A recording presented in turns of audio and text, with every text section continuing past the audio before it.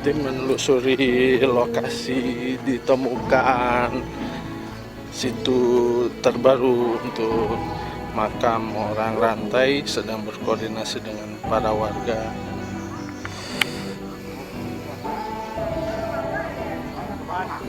Di mana kan Bapak tadi dari makam orang rantai? Di mana?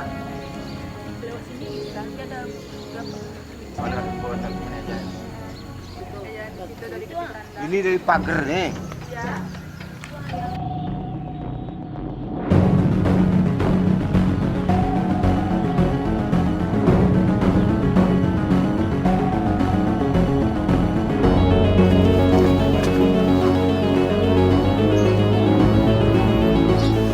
Ternyata informasi beliau betul.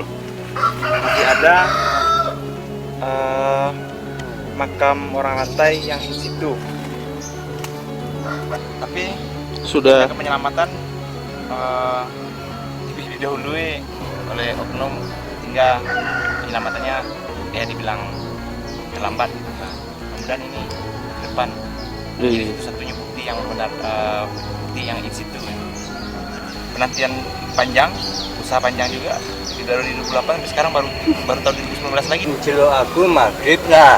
Oh, jadi kalau Yo. mau nengok aku maghrib lah gitu Iya. ya. Ngomongin kakekku kuburan wong rantai.